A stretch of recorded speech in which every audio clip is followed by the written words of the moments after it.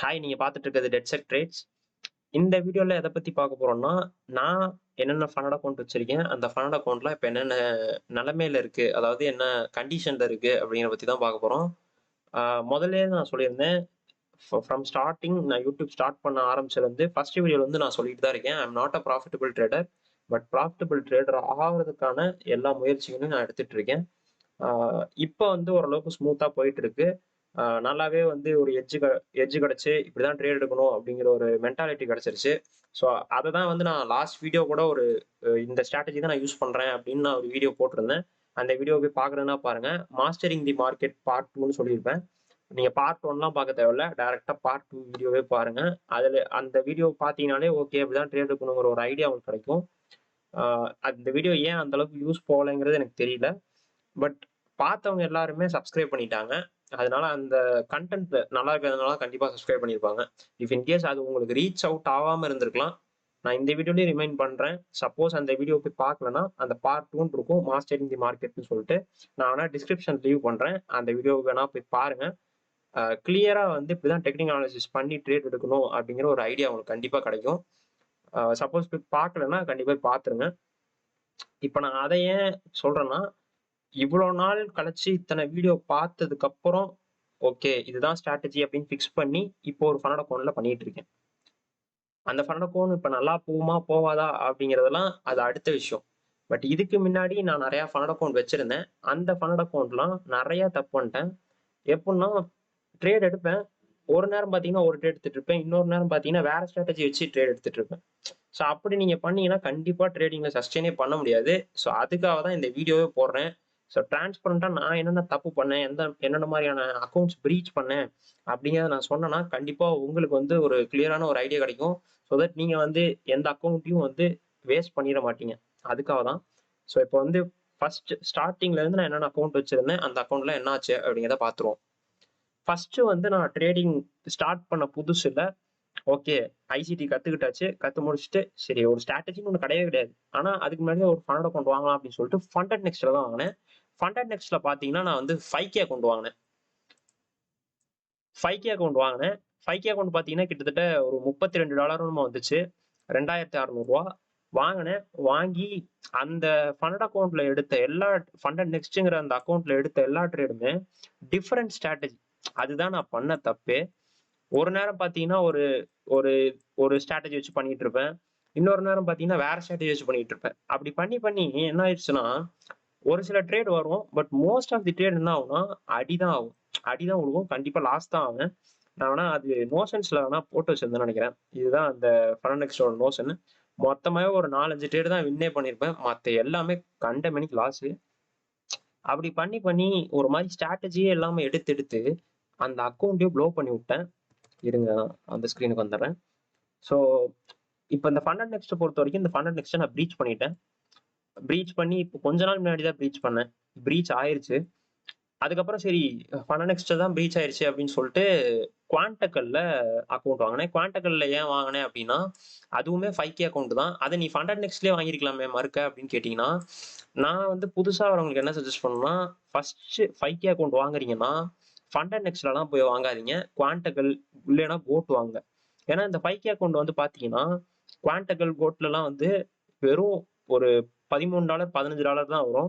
First வந்து இதுல வந்து பே அவுட் எடுக்க ஆரம்பிங்க. அதுக்கப்புறம் நீங்க வந்து நல்ல பிளாட்ஃபார்ம்ஸ் போய்க்கலாம். அ நான் அதனால வந்து சரி குவான்டக்கல் எடுக்கலாம் அப்படின்னு சொல்லிட்டு 5K அக்கவுண்ட் கிட்டத்தட்ட ஒரு $13 வந்துச்சு. ஆஃபர்ல வந்துச்சு. டோட்டலா 1300 கிட்ட வந்துச்சு. ஸோ அத வாங்குனேன். இதுல தான் வந்து நான் என்ன பண்ணேன்னா, என்னோட யூடியூப் சேனலே ஆரம்பிச்சேன். ஓகே யூடியூப்ல வந்து டிரான்ஸ்பரன்ட்டா காமிப்போம் அப்படின்னு சொல்லிட்டு வெப் சீரிஸ் மாரி போட்டுட்டு இருந்தேன். வெப் சீரிஸ்னா இந்த ட்ரேடிங் சீரிஸ பத்தி போட்டுட்டு இருந்தேன். இந்த குவான்டக்கல் எடுக்கிற எல்லா ட்ரேட்ஸுமே வீக்லி வீக்லி வந்து இந்த இந்த ட்ரேட்லாம் எடுத்தேன். இந்த ட்ரேட்லாம் எஸ்எல் ஆச்சு அப்படின்ற மாரி போட்டுட்டு இருந்தேன். அது நெறைய பேத்துக்கு தெரியும்.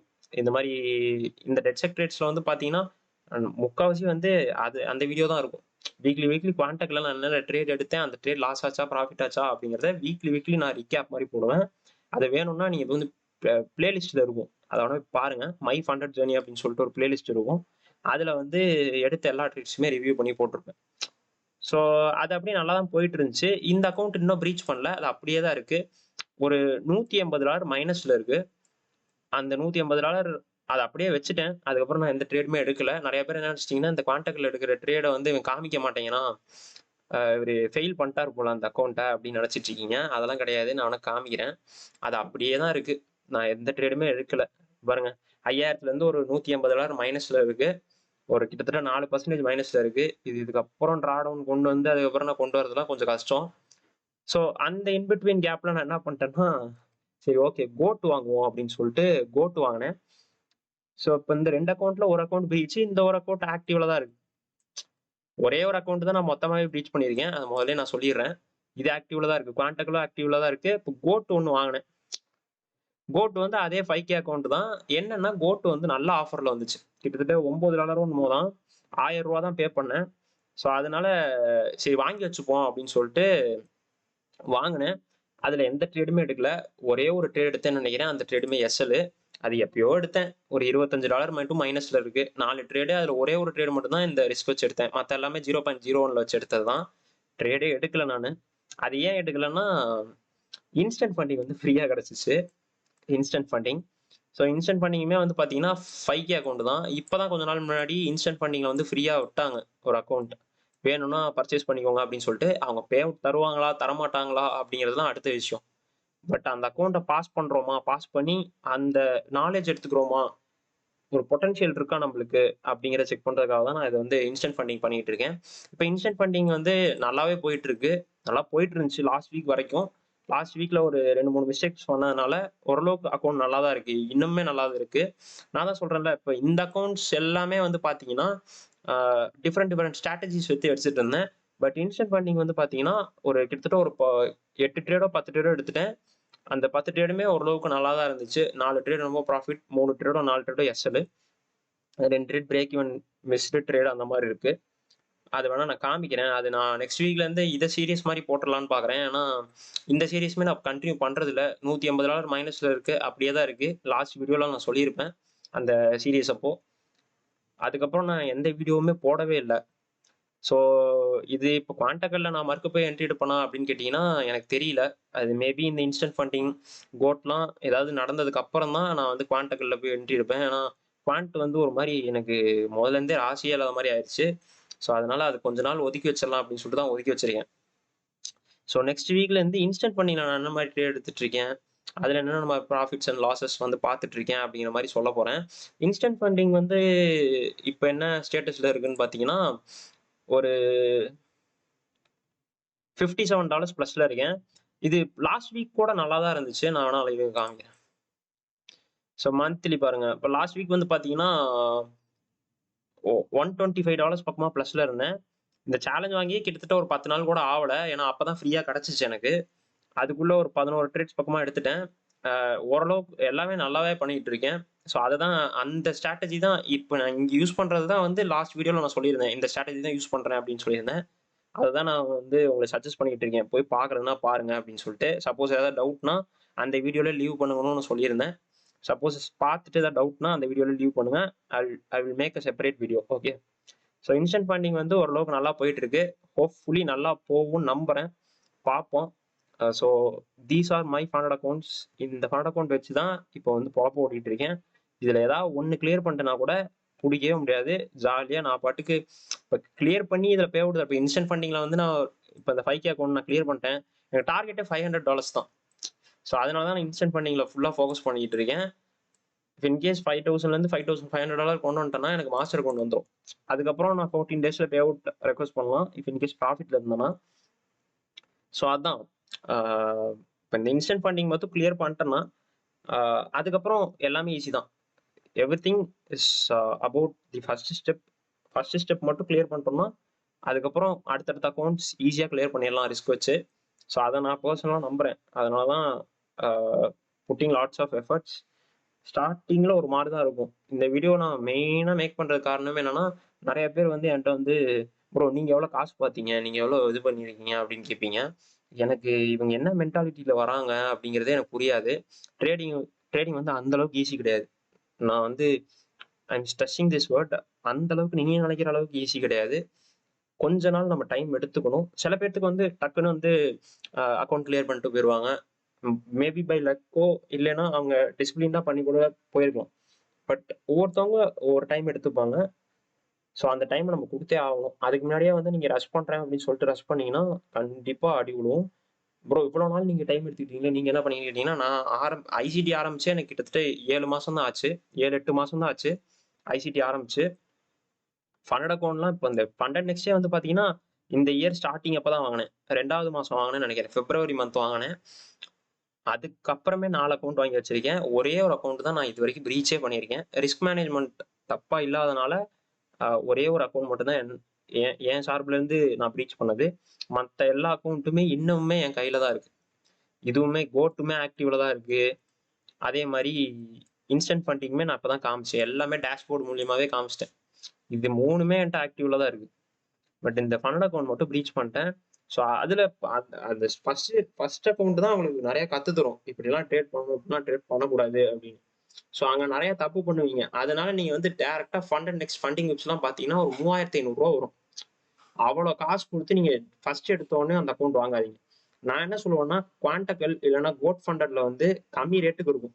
வெறும் 1000 ரூபா 1500 ரூபால இருக்கும். அவன் பே அவுட் தரான் தரல அது வேற மேட்ரு. அட்லீஸ்ட் நீங்க அந்த அக்கவுண்ட் பாஸ் பண்றீங்களா, உங்களுக்கு ட்ரேடிங் நாலேஜ் இருக்கா, அந்த அக்கவுண்ட் பாஸ் பண்ற அளவுக்கான ஒரு பொட்டன்ஷியல் இருக்கா அப்படின்னு தெரிஞ்சதுக்கு அப்புறம் நீங்க என்ன பண்ணுங்கன்னா ஃபண்டிங் பிப்ஸ்ல போய் அக்கவுண்ட் வாங்குறதுன்னா வாங்குங்க. நான் அதுதான் சஜஸ்ட் பண்ணுவேன். ஏன்னா டைரக்டா போய் நீங்க ஒரு 3600 ரூபா 3500 ரூபா கட்டி ஒரு அக்கவுண்ட் வாங்கி ஸ்டார்டிங்ல நிறைய தப்பு பண்ணி பிரீச் பண்ணிட்டீங்கன்னு வச்சுக்கோங்க. அந்த 3500 ரூபா வேஸ்ட். அதுக்கு நீங்க கோட்ல மறுக்க மறுக்க நீங்க ஃபெயில் ஆனா கூட ஒரு 3 அக்கவுண்ட் வாங்கி நீங்க ஃபெயில் ஆகலாம். ஓகே.